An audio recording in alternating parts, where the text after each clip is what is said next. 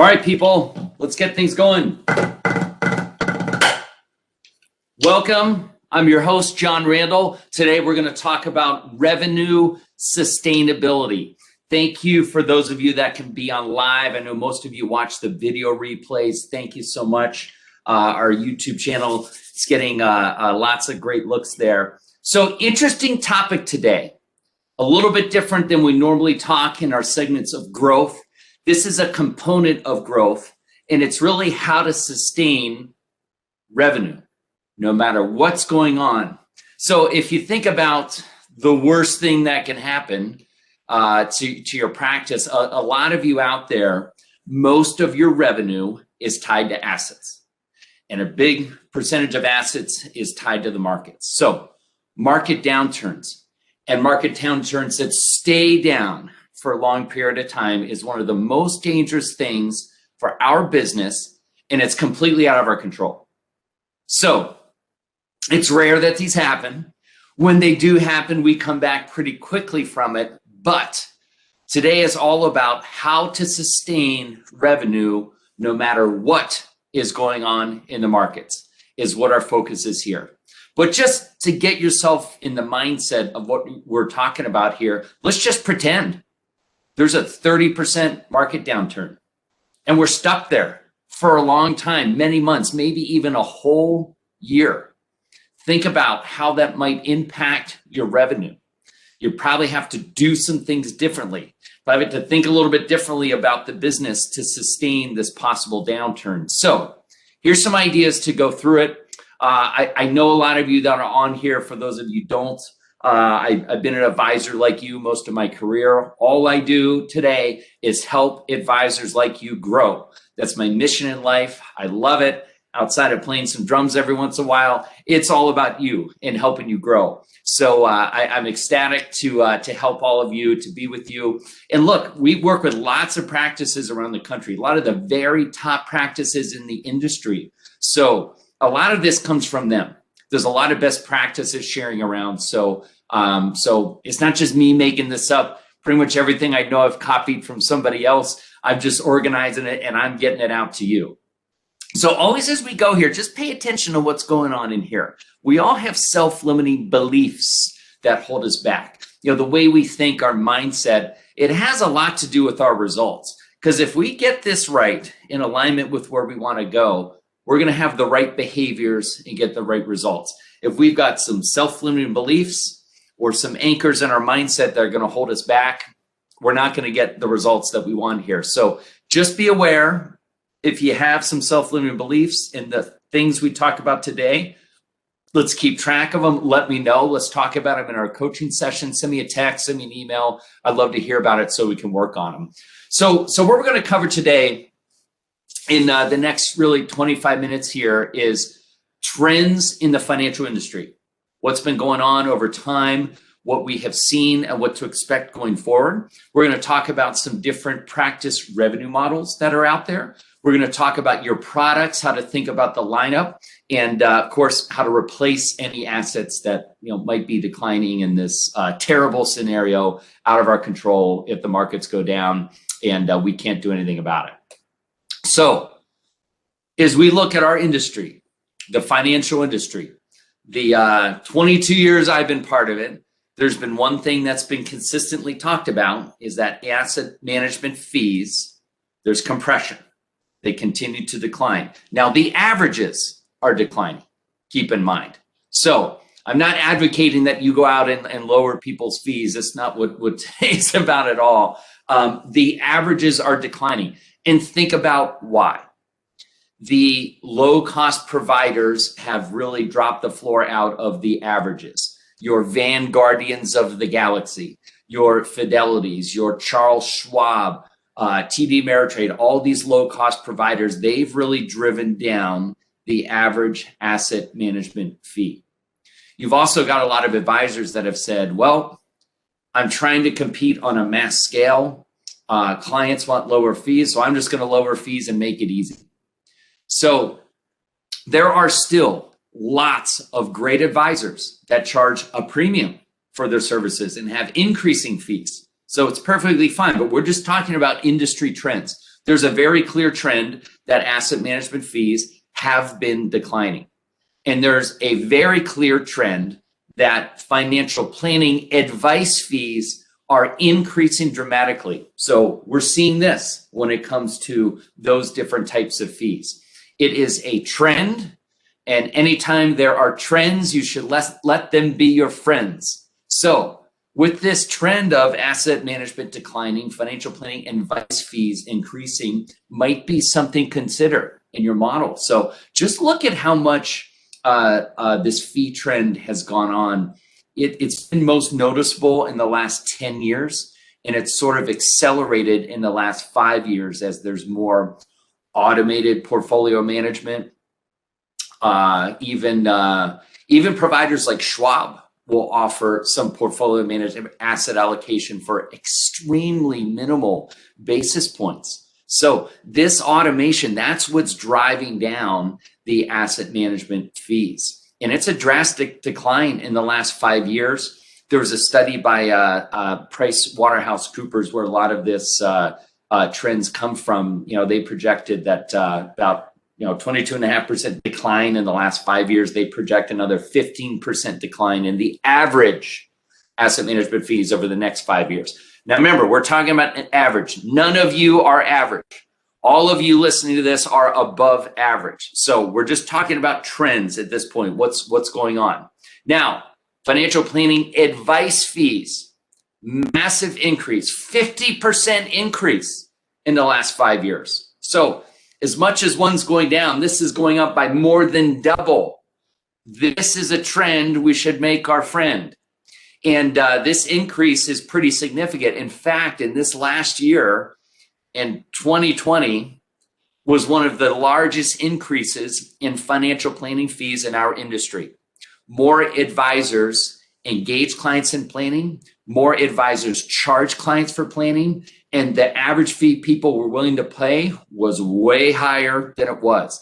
I've got a great article. If you'd like to see it, send me an email. And I'd love to send out this article. It talks about the big trend shift that happened in 2020 and how the average financial advisor is charging over $2,500 for annual advice. That's the average. Remember, you are above average. So it's okay to charge more for above average price, which we'll talk about. But these trends are significant here. So I've got a lot of you have seen the investment news as a huge study, 130 pages summary of the study of independent financial advisor practices and their financials, where their revenue comes from, where their expenses are going, what their profit margin typically is. I created a summary, a tool of that. A lot of you remember about a year and a half ago, between a year and a half ago, we created that where you could plug in your financials and kind of see, hey, how do I compare to the industry? How's my profit margin? Where's my revenue coming from? So very, very detailed. If you want to go there, again, email me. I'm happy to send that to you. But this is just a general model of just kind of an industry mix that we see. I mean, a vast majority of financial advisor revenue comes from asset management, as we started with. And it's over 90% of the really ups and downs of an advisor's revenue really tend to be tied to the assets. So think about an advisor adding a lot of new assets to their firm. They're going to have a big increase in GDC.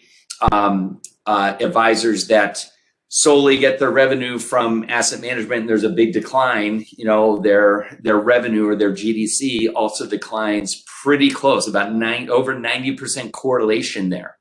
So there's a little bit of revenue from advice, the typical advisor that still does some commission oriented products. So, lion's share of the revenue coming from asset management, a little bit from others. So if you apply those trends that we saw, how much asset management is declining, what's projected, how much financial planning is increasing. If we just apply that same trend for the next 5 years, this is possibly what practices could look like. where close to half of your revenue is coming from asset management. Maybe a third or more is coming from financial planning advice, and in that, still remaining small portion from, products, things like insurance or other UITs, other things that might produce some kind of, commission-oriented revenue. So big shift there. And you look even beyond that, you could see a shift where 2/3 of your revenue comes from advice, the number one thing clients want from you. And a much smaller portion of your revenue comes from asset management. If we look ahead 10, 20 years from now, this is probably what practices will look like. So it isn't today, but it's the trends where things are moving. Now, there are some advisors who have said, you know what? I'm going to do what Wayne Gretzky did. I'm going to skate where the puck is going, not where the puck is today. And there are some advisors that have said, you know what, I'm going to completely shift my revenue model and go towards where things are heading. And I've seen practices do this. I've seen practices produce 7 figures in financial planning advice revenue. Huge amounts of their revenue come from advice, and they've really lowered their asset management fees. So it's very easy for clients to roll over all their assets, but the relationship is all about the advice. So much higher advice relationship and much lower about the assets. And then, of course, there's still some product opportunities as we go. So this is an interesting one to consider. It's a big trend, something to think about in your practice. Now, if you think about a model like this, and we have some kind of 30% downturn in the market, you know what? You're not as exposed. There's much less danger for something out of your control in a model like this. Now, a lot of people say, well, John, I like having a lot of my revenue tied to assets because they go up, and my revenue goes up as their accounts go up. And I am a huge fan of that. I am all about it. I'm not discouraging asset management at all. We're just talking about the trends of the industry. Now, look, you can raise your financial planning advice fees. I've seen a couple advisors tie it to someone's net worth and position some kind of correlation that based on your net worth and that growing, that'll determine what your advice fee is, and that can grow too. So if people have other things like real estate, maybe some a stake or interest or equity in some kind of business that either they own or they own part of, look, that's pretty different circumstance. That if there is that 30% market downturn, not everything that a client has is tied to that. So you're removing risk from just the assets in your business. You're tying it to more of their net worth. Because think about all the times you give advice on all the things that you're not managing. That 401k that's at work that you help out with, the real estate they have. I've had advisors say, gosh, clients pulled money out. They bought a business. They bought some additional real estate. They bought this, they bought that, and you're helping out with it. So it's okay for that to be part of the fee. It's okay for that to be part of the value that you charge for. But again, in this scenario, much less risk as a firm, which is the theme here, how to sustain market downturns and consider what some alternative revenue models are in practices. So big trend there. Probably the biggest one that you can control is your advice fees. It's the biggest opportunity for growth. It's the trend that's growing the most, and we should jump on that thing and make it our friend. So from a product perspective, outside of that, we'll talk a little bit more about just positioning advice here and how to get people to upgrade. But another trend we're seeing too in investments, we're seeing a lot of investment, more and more assets are pouring to things that have some kind of protection. Not so much your traditional annuities, but more of these structured type products. I know that structured annuities in general, they've had way more assets move in the past year, especially after last March of 2020, the big downturn, and thankfully a massive recovery since. But we've seen a lot of people say, you know what, I'd rather have my money be safe. So we're seeing a lot of alternatives, a lot of structured product use. And if you think about it, those products, they're not as susceptible to this, all the market up and downs. So clients like it. sustainable revenue for your business, something to certainly consider. And look, I've been mentioning this one. Insurance should be at least a six-figure source of revenue for everyone listening. At least. It's possible to do. I did it in my practice. If I can do it, you can definitely do it.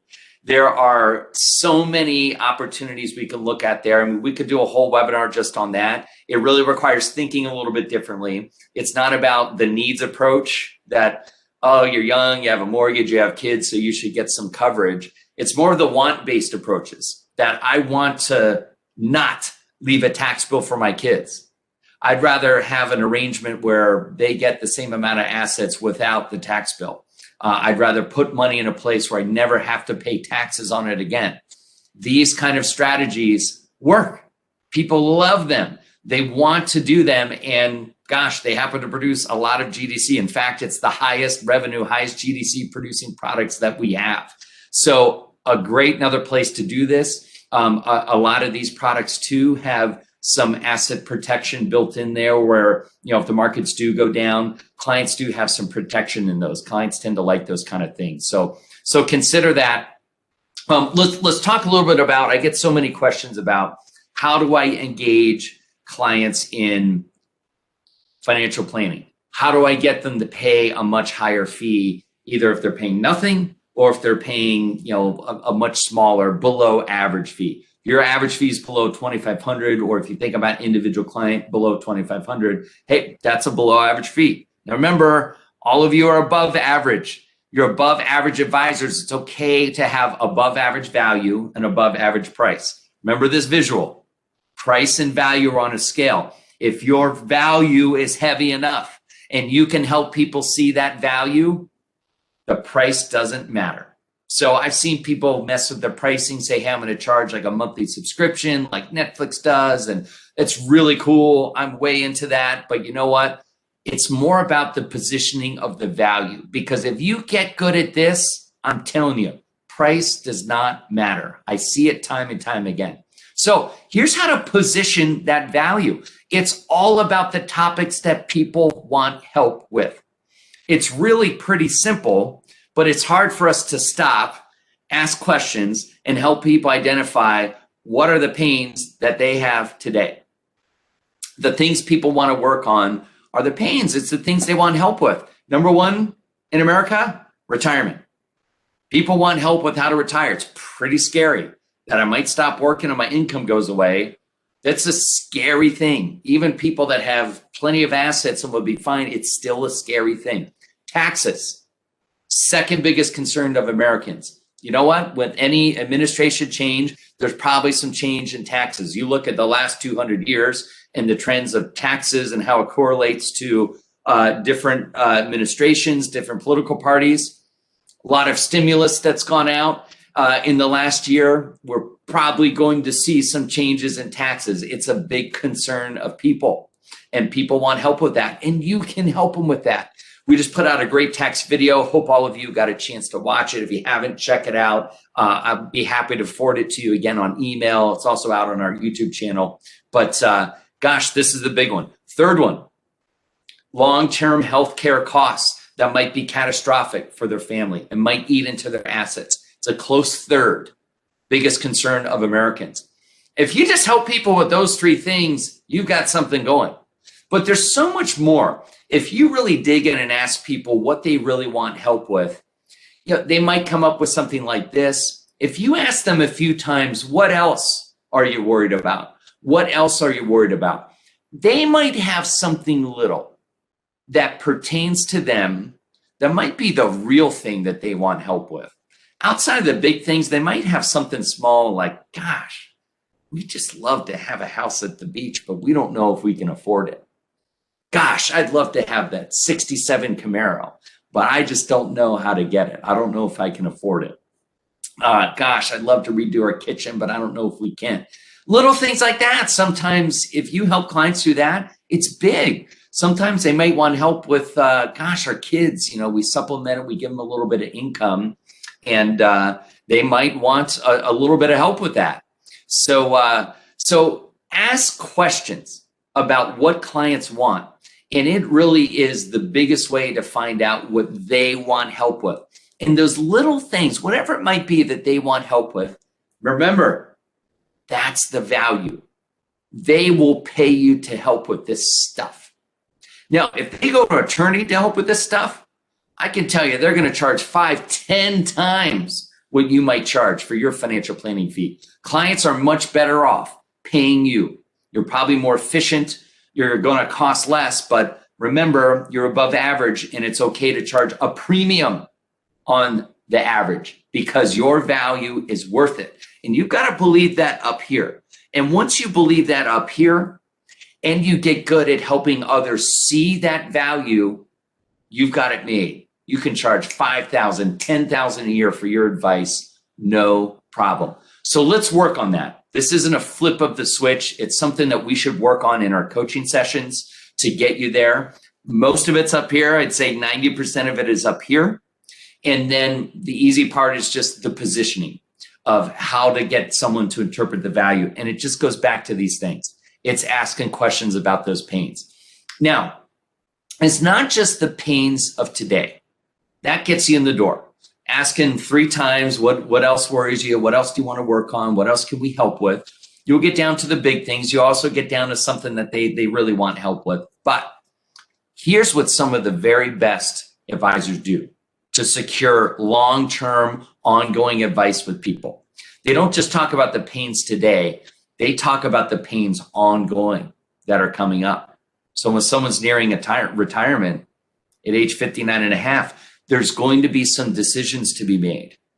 And at 65, you're going to have some Medicare decisions. You know, at 70 and a half, your required minimum distributions start. You know, a lot of times in people's 80s, their required minimum distributions get really high. And towards your mid 80s, they get so high, they can put you in another tax bracket. And then at the end of life, your kids are going to inherit a tax problem. They all have a new tax problem. So these are things that are probably not on people's radars. All these things that are coming up. That was just a few simple examples. There's many, many more. But if you can help people see what they're going to need help with down the road, that will keep them as clients for a very long time. So help them see what's coming in the next 10 years, the next 20 years. What are the things that they're going to need help with? What are the life events that are coming, and what decisions do they need to make? You know what? Even though they might have that problem in their 80s with required minimum distributions in a tax increasing environment, guess what? We might be able to do some things today. There might be things that you could do today to solve their tax problems of tomorrow. So if you're talking long term, that's how to have an ongoing advice relationship with people. And that's the way you need to think about it. Ongoing advice is the future of this industry. That's what's increasing. And as asset management decreases, you can more than replace anything that you lose from fee compression or any market downturn. You can make up many times over and then some through this kind of approach. There's massive, massive potential here. Now, what's likely to happen? You launch this and assets to continue to go up as they had through all of your career. And you're going to really do well here. But these concepts are working for lots of advisors, and I'm excited to see you get them going here. So another thing to consider here, there's one cure for declining assets. It's pretty simple. It's new assets. New assets in the door are the easiest way to replace things that are going down. So when I see the advisors that are in client acquisition mode, they've got great net flows. They're bringing in way more than goes out the door. Those advisors never feel the downturns. At worst, they kind of see, like, if the markets go down, they're down for a couple of months, they probably see the same revenue for a couple of months. So it's a big thing to consider. That's really the importance. It still is the number one part of this business, is accumulating more assets, because if you got them here, yes, you can create a lot of revenue. That will always be a big part of our business. But I'm talking about sustaining. If that revenue goes down, we're replacing it and then some with other methods, other revenue methods here. So a couple things on this. I've got, just of course, some of the methods that are always working. We've been talking about those the last couple of these monthly webinars and videos. But if you think about replacing assets constantly, think about when there are market downturns. That sometimes is the point where people are most likely to make a change. When clients are comfortable if their accounts are going up, there's not much of a pain point that even though I haven't heard from my advisor in 2 years, my accounts are doing pretty good. I'm just going to keep the status quo. And the way the human brain works, the human brain craves equilibrium. We don't like to disturb the force and go out and do something too different, too drastic. But when we have pain, all of a sudden the brain says, whoa, this is not okay. We've got to get back to equilibrium. So something has to change to get us back to when we're okay. So when markets are down and people feel the pain, they start getting the statements and what? I've been paying this person. I haven't heard from them in 2 years and I'm losing money. Pain point. Now it's time to make a change. So it's always one of the greatest points to replace assets and pick up new clients when things go down. It always in time. I hear from all the best advisors, a lot of you, that's when new money comes in. But like I said, you got to keep that stream coming and to never feel it from day one, that first month that things go down. If you have new assets coming in, then that's when you'll never feel it. You don't want to have a lull and then replace it with new clients after. You want to have sustaining revenue declining at all times. No lulls. We're going to erase those and eliminate those. So I tell you what, I have seen a surge in rollovers, people retiring, in-service distributions. Most plans, once people turn 59 and a half, those assets are free game. So I've seen a big surge in those in the last year and even in the last few months. So go after that. It's really a massive opportunity for you to capture a lot more there. So get focused on those. That's probably your biggest referral opportunity, is being very specific on who else needs help making these decisions when it comes to an in-service distribution, when it comes over to rollover, and what choice do they have? How do they understand what the difference is with Fidelity or Vanguardians of the Galaxy, or you working with a professional? Are they going to be on hold for 45 minutes and get some kid that's just out of college working out of the house? Or are they going to get you, a professional with experience, with designations, that is no contest, not even in the same league, doesn't even play the same game at those other popular players? I'm telling you, it's really huge right now. Referrals, look, we've talked about this. Referrals like the center. Everything marketing really just revolves around referrals. So lots of new assets are coming from rollovers, in-service distributions with existing people, but referrals are always going to be the way that new people come in the door. I just recorded a great podcast. It's going to come out in the next couple of weeks with the #1 advisor, Barron's Hall of Fame advisor. It talks all about niche marketing. It's a whole hour of us just talking about it. You're going to love it. It's coming out. Great stuff coming on that. I've talked to a lot of you about this list of 100 concept. It's getting, a list of really key people, the people who refer you, prospects that you have, people that you wished you were doing business with, sending them items of value. Our marketing minute, I've got a lot coming out on that the next few weeks. You're going to see this Friday, we're going to talk about just what you could be sending these people and then how to kind of orchestrate it and get it out in a regular fashion. So look for those videos, marketing minutes, lots of great stuff coming. We'll get that podcast out to you once it comes out here next week. So listen, stay on offense at all times. That's the big message here. If you're on offense, you're always bringing in new assets. You're always increasing revenue in the important areas of your business. You're going to be growing no matter what. But insulate yourself from something you can't control, these market downturns. And I'm telling you, your advice revenue is the biggest opportunity for all of you. All of you could get so much more from that potential than you can imagine. There are 6-figure, 7-figure lifts sitting, waiting for you in that department. So stay on offense. Let's go after those. Let's talk about these in our upcoming coaching sessions and work on how you can keep other sorts of revenue increasing, keeping new assets coming in, just keeping these growth methods going. So it's kind of a theme here. What got us to this point may not get you to the next point. So listen, the last 10 years have been great. The next 10 years are going to be different. We're going to have to think differently. We're going to have to do some things a little bit differently than we've done in the past. A lot of the fundamentals are going to apply. Always doing more for clients with the experience, bringing them new ideas, engaging them in your latest services, your best services. Always going to be a staple. Attracting new people at the top of your book that you're best fit to help, that are profitable clients for your business. Those are always going to stay, and getting more efficient every day and making that happen. Those are fundamentals that are going to stay. Little nuances might change within it over the next 10 years. You might have to think a little bit, do things a little bit differently to get there. But hey, that's one of my favorite parts about working with you. It's helping you through the change, helping you think differently, helping you implement differently, bringing you the new ideas and helping you implement it. So thank you. I love working with all of you. It's been an incredible journey. And gosh, we got some great videos coming out here in the short term, and some more really great monthly topics coming up. We have lots of featured top producers that are coming up. We're going to have a lot of guests on these things. You're going to hear from them, what's really worked from them, and what you can copy and apply to get big results. So thank you, everyone, for being on live.